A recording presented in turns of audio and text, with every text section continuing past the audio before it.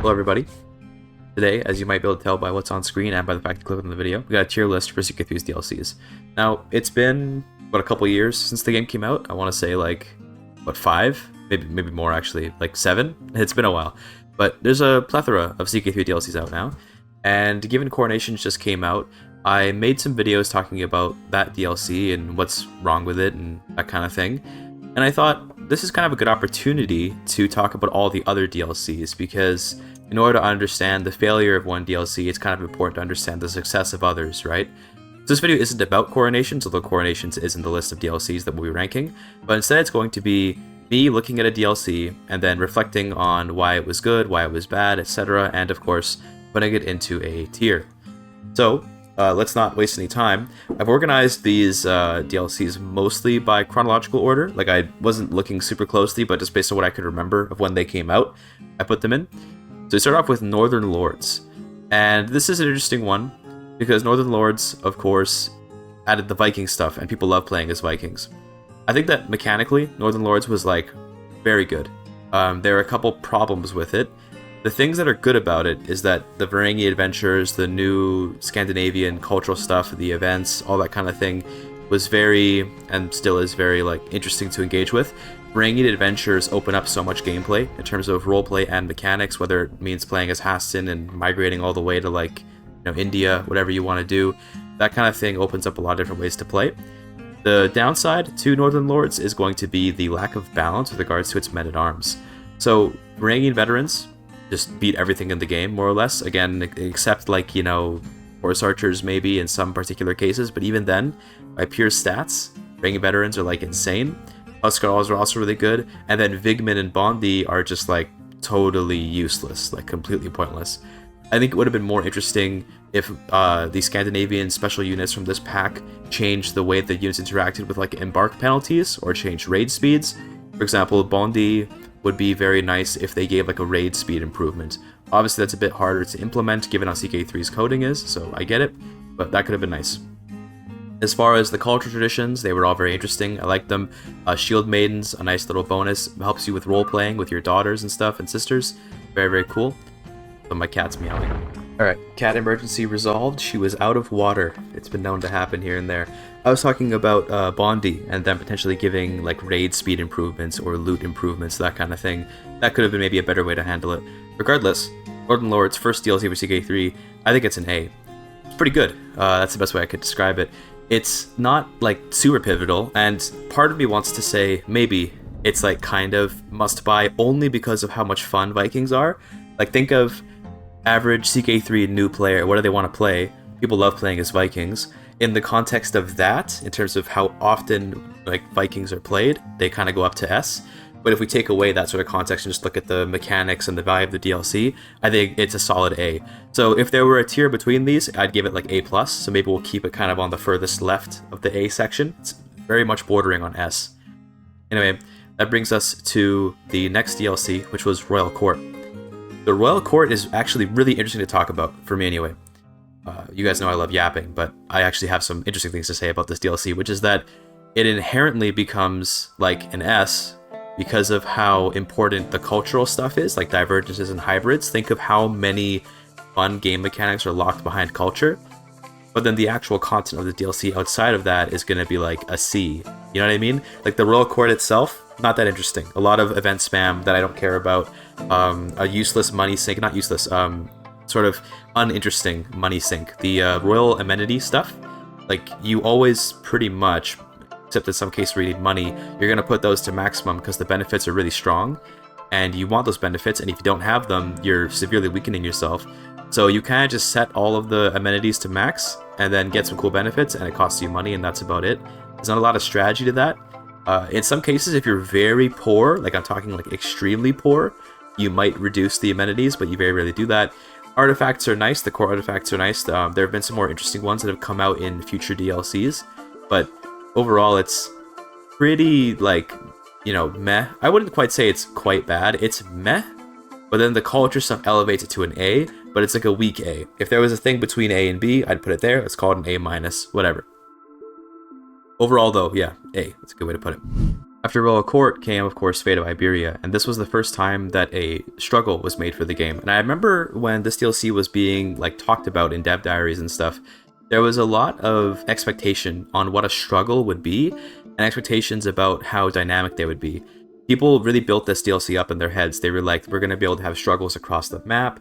There's going to be like dynamic struggle creations, and the developers didn't do a very good job of like kind of emphasizing that this is going to be for only Iberia and nowhere else, although they later made the Legacy of Persia. But regardless, this DLC to me was like honestly pretty good, but not like, it was okay because it presented interesting mechanics for the area that it covered. It just kind of was disappointing compared to what it could have been, and that's always an interesting thing to think about with regards to a DLC. The struggle itself is overly rigid and hard to work with, but once you kind of understand it, it makes sense. But at first it was just like a whole lot of words. It was like, there's these phases, and the phases move when this and that happens, and this and that being like a massive list of things, and the endings were very, very, I would say, both dissatisfying and overly convoluted, in the sense that like you finish the struggle and you get a bunch of renown and like a house modifier that gives you some like, you know, opinion with foreign faiths, depending on the ending, of course.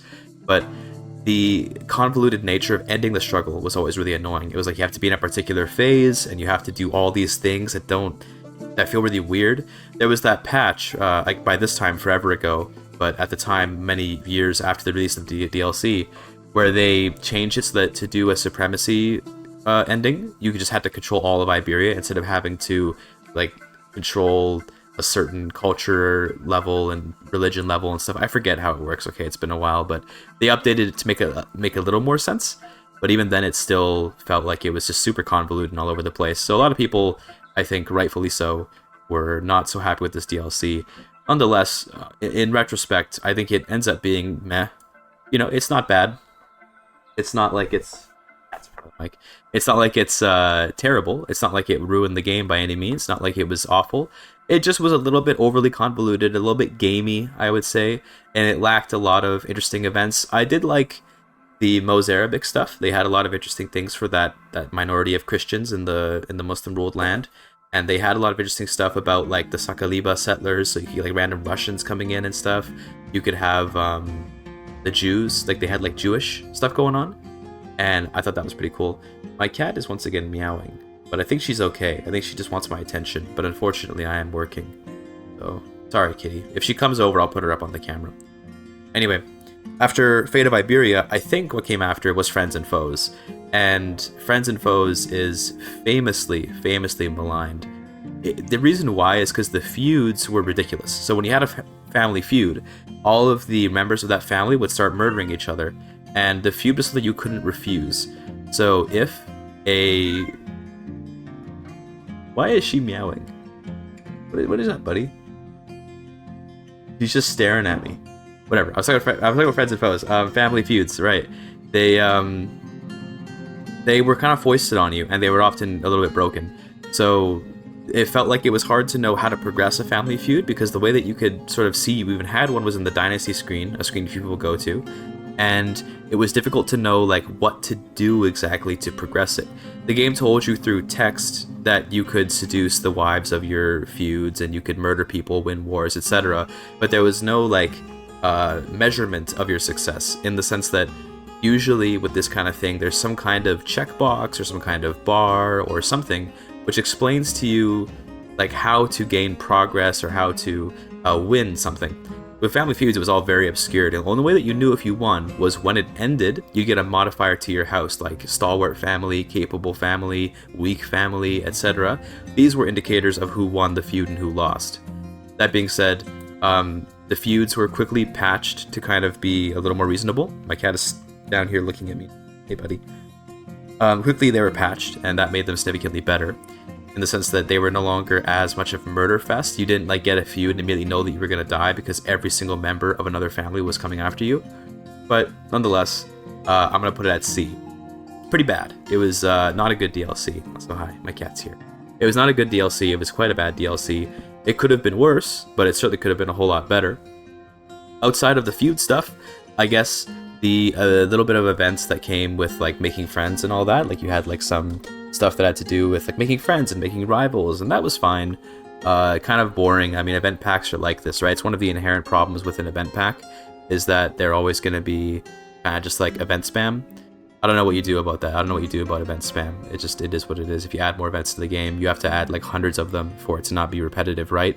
But that's a lot of work. Anyway, after that comes my first probably like inconsequential DLC, which is going to be the Fashion of the Abbasid Courts. I'm pretty sure all of the fashion packs are going to go in here, but if I had to explain kind of how we might measure the value of a fashion pack, it's going to be based on how often you play in that area. So Fashion of the Abbasid Courts, I believe, adds clothes for the Arabic-speaking cultures of the game, and probably like more of the Middle Eastern stuff too. I'm not gonna act like I know the details. I don't know much about fashion. I don't really care much for fashion, although I like to have it. It's sort of like in CK2, the portrait packs. Like, who cares about portraits, right? But at the same time, having the cool new portraits does make the game feel a lot more immersive. So I'm glad it's there. I'm not upset that it's there, but I don't really care much for it. To move on to the next event pack, I believe Wards and Wardens came out before Legacy of Persia. So Wards and Wardens I think was actually very good, but it suffers from the similar issue to any event pack, which is that it's an event pack, so people are going to kind of dislike it.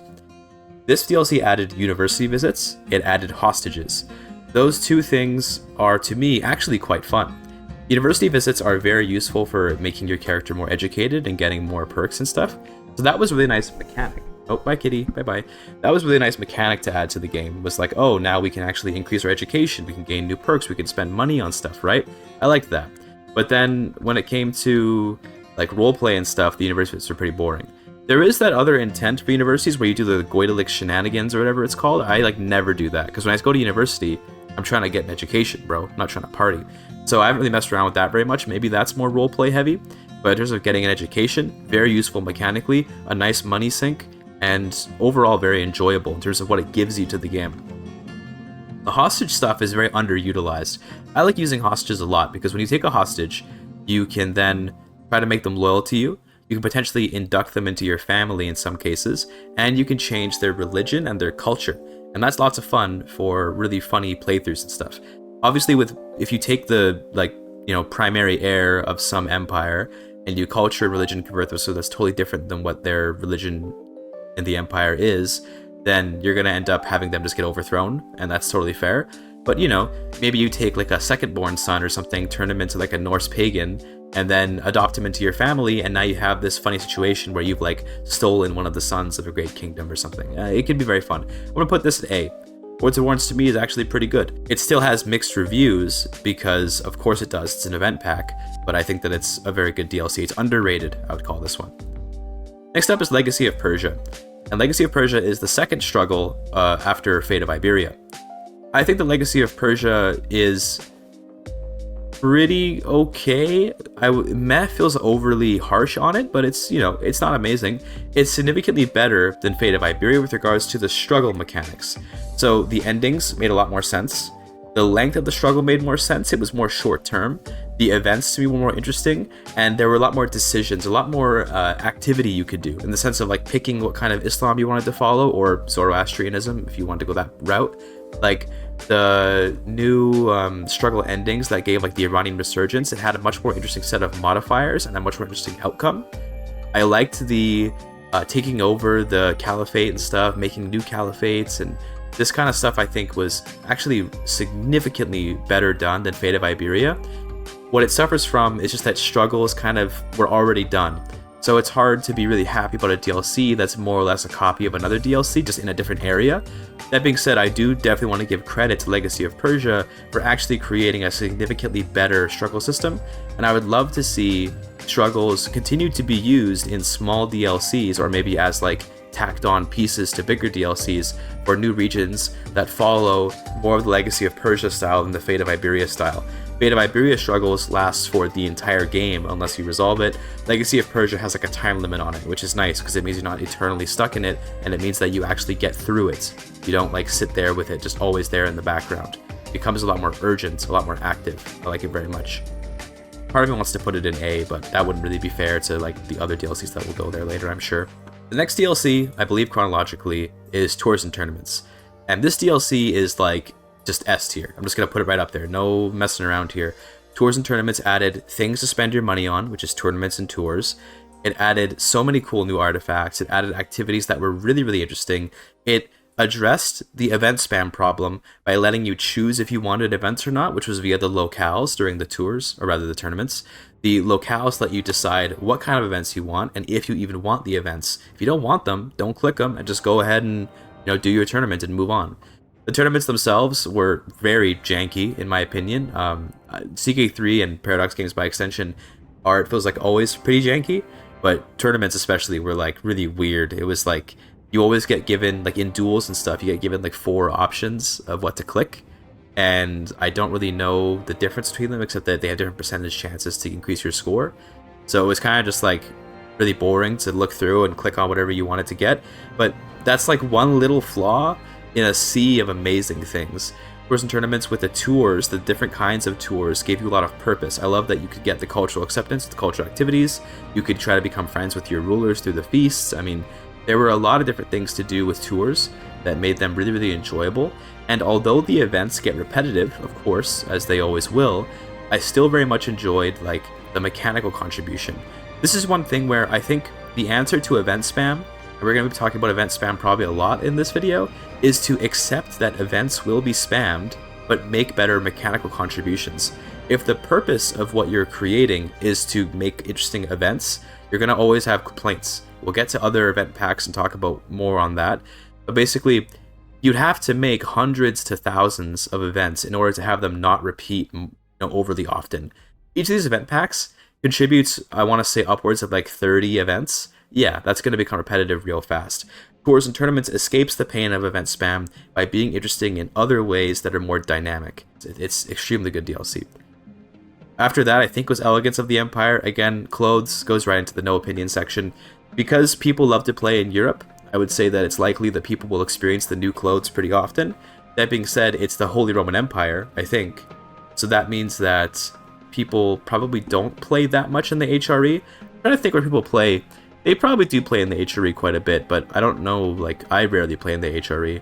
Regardless, it's a clothes pack. I don't know a lot about clothing. I like to see it. I'm happy to have it. Don't particularly care for it that much, though. Same for North African attire. What makes this one a little bit better is that it's a content creator pack. I think it's cool when Paradox works with mod makers to make content. So the fact that this was made by Tyrannos is really cool. Happy to see that, and I do approve. I'll put it at the left side to indicate my level of approval, I guess, if I can. There you go.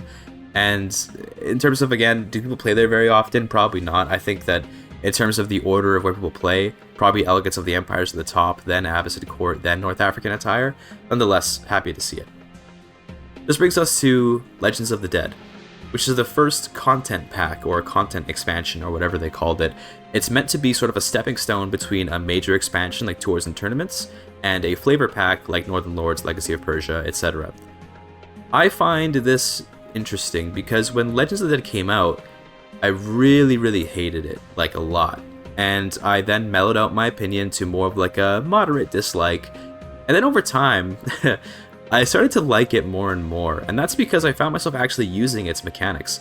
I think I had extremely high expectations, not because I thought it was going to be like Bloodlines. I told myself right from the beginning that CK2's Bloodline mechanic was not going to be the same as Legends. But I think I expected that Legends would be a little more dynamic, a little more personalized, a little more varied. There are 3 legend types in the base game of CK3, well, with the Legends of the Dead DLC, and the 3 legend types are very samey. The only thing that's really going to be different about them is going to be those ones that give you access to new cultural heritages and new languages, and the ones that give you claims on different parts of the world, like the Iberian one that gives you claims to Iberia. I forget what it's called. Gothic Kings, that one. So, like, beyond that, the legends end up feeling very quickly very much the same. Same problem with the event packs, event spam, etc. But again, solving event spam is about making better mechanics, not really about making more events. Now, when I mentioned that my opinion kind of lightened up over time, I should say that the actual rewards for completing Legends are very good. Like the legendary buildings, I like that stuff. The legendary adventures, I love those.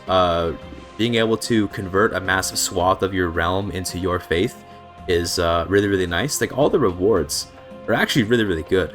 So over time, although you've seen me place Legends of the Dead in the C tier here, I'm actually going to bump it up to B. I think it has earned its place over time as not that bad of a DLC. When it first came out, it was pretty buggy, I think, and that definitely contributed to the problems the DLC had. The other aspect of it is the plagues, and I'm not going to lie to you, the people who complain about the plagues, I just don't really get it. This is where I think I'm going to differ with the community a lot, so sorry about that. The plagues to me are part of like the experience. I don't know, it's a shakeup. Now, obviously, there are times when I get a plague and my character dies, and that sucks, and I'm upset about it. But I'm like, well, that's part of the difficulty, I guess, right? Sometimes plagues decide to rob you of a character. The problem I'd say I have with plagues is that you have very little things you can do to try and save yourself during the plagues.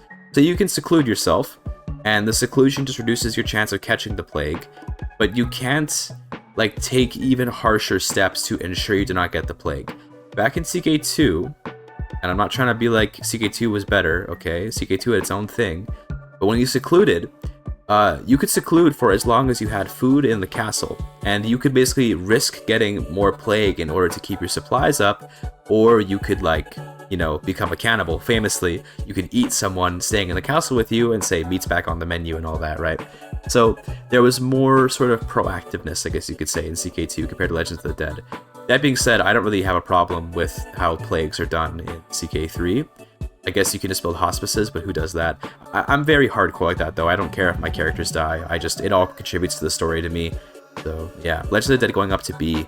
I think that's going to be a controversial choice, and even I'm kind of thinking maybe it shouldn't go up there.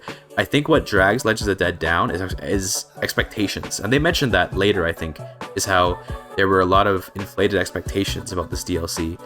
If you take it for what it is, and you just play it, without any worry about what it's supposed to be, it's not too bad. It just gets repetitive. That's the only problem. It just gets repetitive. I would have liked a lot more Legends. Next is Couture of the Capets, and obviously France, a place people play pretty often, I think, but just a clothing pack. I don't have a lot to say about the clothing packs. It is what it is. The big event is next, though, and that, of course, is Roads to Power. Roads to Power, to me, was the first ever 10 out of 10 I think I ever gave in terms of a review. It's an amazing DLC. It was horrifically unbalanced when it came out, and some might say still pretty unbalanced, but it was insane when it first came out how unbalanced it was. But I mentioned in my review all that time back that they will fix the balance. That's what they do. They will come out with some patches, everything will be okay, and they did. And now adventurers are a lot more tame, a lot more reasonable. There are a couple of caveats to that, which is to say adventurers they can be a little bit boring at times with the minutiae of just doing contracts, but I think that, and I said this in my review, you get out of adventurers what you put in. If you just want to sit around and do contracts all day, then yes, you'll be bored, because contracts are not very interesting. They're just schemes, and you get some events and stuff here and there. But an adventurer taken as a stepping stone in a story is very good, in the sense that if you do contracts in order to make enough money to reclaim some kind of throne or to make some kind of big move somewhere in the world, I think it contributes very well to the sense of like doing the grunt work, building up your power, conquering some new place, and becoming a king again. The people who just want to play adventurers like only adventuring and do nothing else, I see how it gets boring, yeah. Because there's not a lot of end goals. And I say that adventurers do have end goals, like becoming a missionary or becoming a knight of the knight errant, knight of the swan, whatever it is, or like the one about traveling to a bunch of different places and writing a book about it, making your own holding, etc. There's more than that, even becoming a conqueror. You know, those are cool ending events, you could say. But like to me, even those things are again stepping stones to a larger story. When you click Become Conqueror, that's not the end of that story, that's the beginning of the next part of the story. When you click to become a missionary, that's not the end of the story, it's the beginning of the next part of the story. And the next part of the story is probably going to be gaining land. I think that when you take the adventuring in Roads to Power as an aspect of the game as opposed to a new way to play, it becomes significantly more interesting. That being said, sometimes it can still be very unbalanced. Some of the buildings are kind of weird. Adventurers can be really weird with the AI. They added that game rule where they restricted how many adventurers could exist for the AI down to like, you know, whatever you set it to. So like I set like 15 usually. Very excellent choice. People wanted to be able to interact with AI adventurers, but alas, you could not. And I see why. It would have been difficult to make it work probably, like making contracts and stuff. But nonetheless, I think that after the patches that came out to kind of fix the balancing issues, the DLC ended up very, very good. The other aspect of Roads to Power is the Byzantium mechanics, and I like those too. Again, I think that the AI is a bit too simplistic to make full usage of the administrative divisions and the administrative duchies and all that. Like, you don't tend to have a thing where you have some vassal who's ambitious, who rules a big theme, or I guess a governorship, whatever. You don't tend to see that happen where you're like, oh no, I'm scared of this guy because he's actually getting really strong and I'm worried about him taking over. Like, no. If you're even a little bit good at the game, if you're like somewhat skilled at CK3 and you're the emperor, your lineage will be the emperor like forever. It's very difficult to lose your emperorship, except to factions. So obviously, there will still be factions that will use their military power to enforce upon you, but it's very rare that you're going to actually lose the like acclamation succession battle. That being said, I do very much like it again for the roleplay opportunities. I think that it makes for a great story to have this big initiative empire where you can potentially like lose the emperorship, regain it.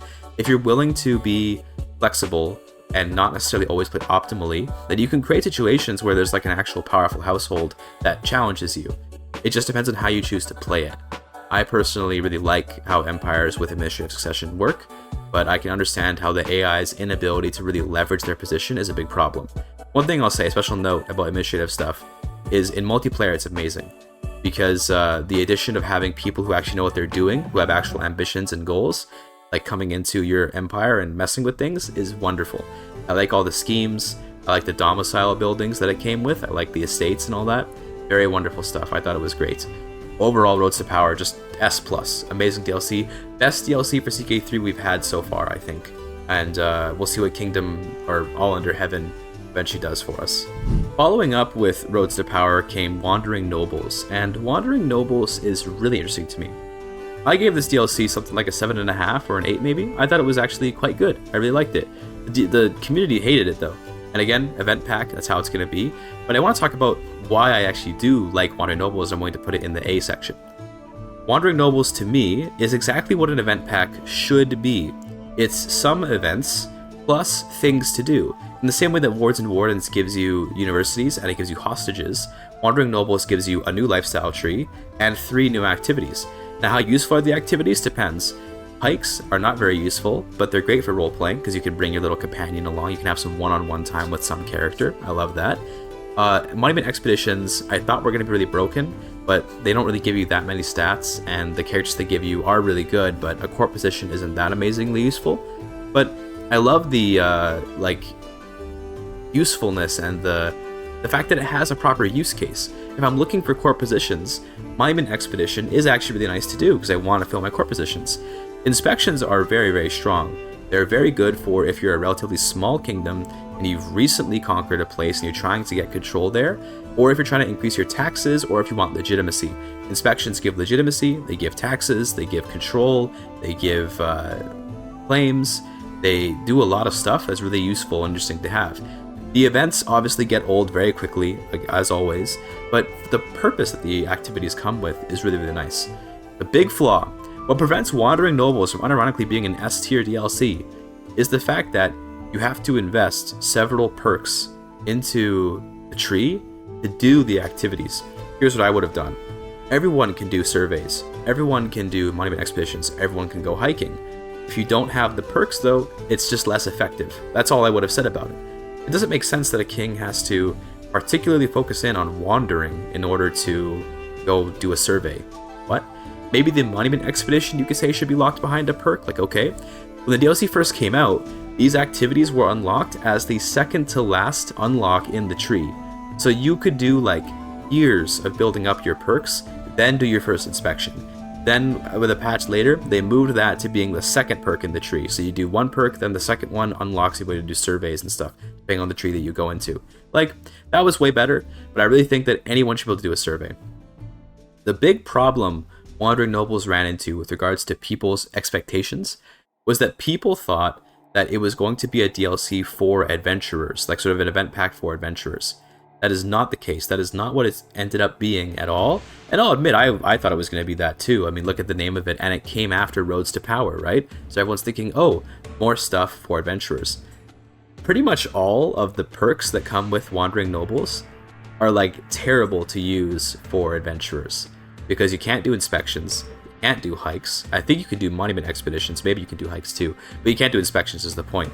And the stuff for it was just kind of underwhelming for adventurers. Wandering Nobles is a much better DLC if you use it as a landed king and you use it to use those activities to get stuff done in your kingdom.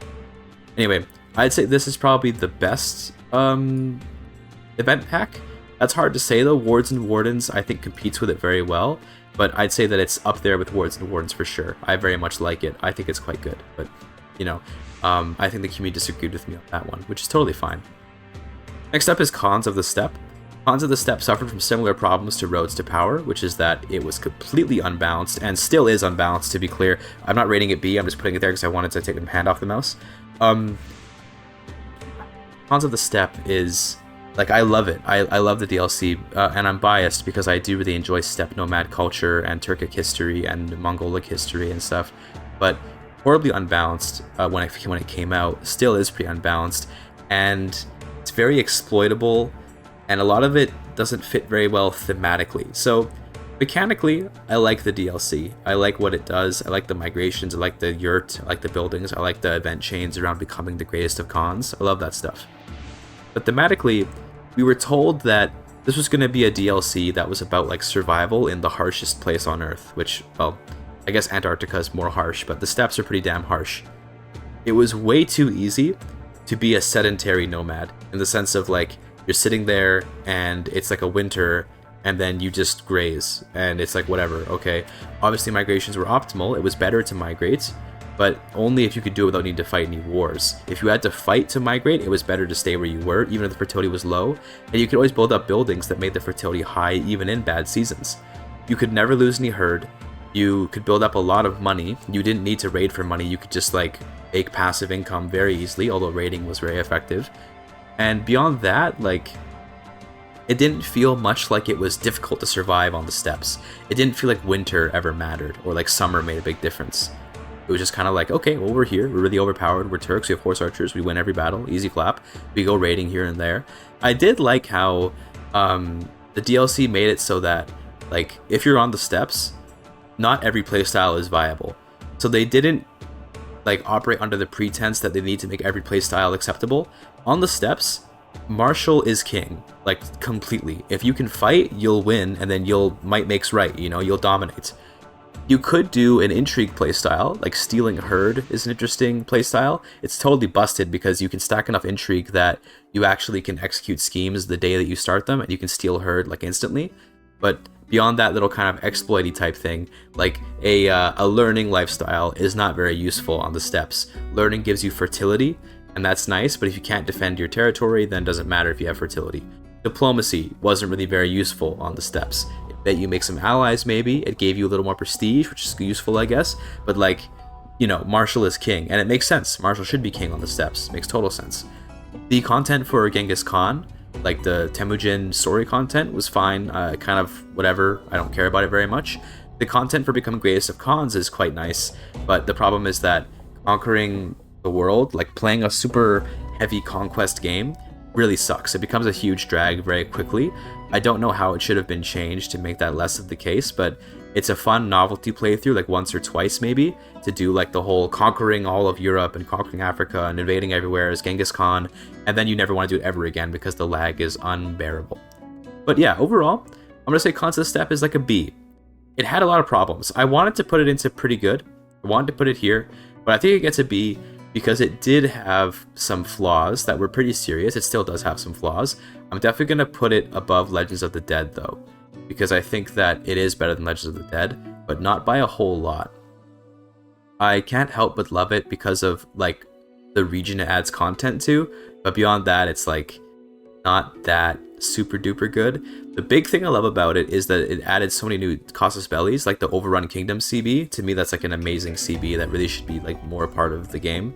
The ability to invade a kingdom and do it in such a way that you're also bringing your culture and your faith with you is very good.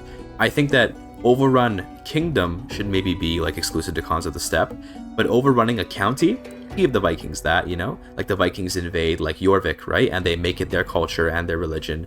I could totally see that being a thing, but you know, it is what it is. I thought it was pretty good. Part of me almost wants to put it up into A, but it's okay, we'll keep it at B. Next up is more clothes, West Slavic attire. Very particular West Slavic. Like that's Poland, Polabia, Bohemia, those kind of things. It's just clothes. I think that's fine. No opinion. I mean, that's what the section's for, right? Next is medieval monuments. And medieval monuments, I would say, unfortunately, kind of just ends up being quite bad. It's not because it's poorly done. It's that it's like $5 for a couple of buildings, most of which I don't care about. So the more special buildings that are around the map, the better. I'm not going to be upset about them being there. But it's like a lot of them don't really do a whole lot. Like they give some taxes, maybe they give some prestige, but I would have liked if having these monuments did more. I can't think of good examples, but something like, I don't know, if you ruled like Aachen, which has like the, you know, the Holy Roman Emperor's palace and all that, if you ruled that building, maybe you get some bonus to your offer vassalization acceptance. I don't know, because it's like a important monument. That's maybe a bad example because that's maybe OP. Like I'm not thinking of balance right now, I'm just kind of thinking of like what would be cool. It'd be nice if some of these monuments kind of gave more interesting stuff beyond just numbers and taxes and prestige and whatever.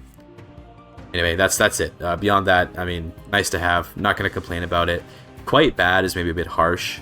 I'll put it above friends and foes. Like, you know, I'm thinking more like C tier. Focus on the C, not on the quite bad. That's a bit harsh to say. Next up is Arctic attire. Of course, no opinion. Just more clothes. Considering how few people play in the Arctic, I guess this one is especially bad because nobody plays in like the far north.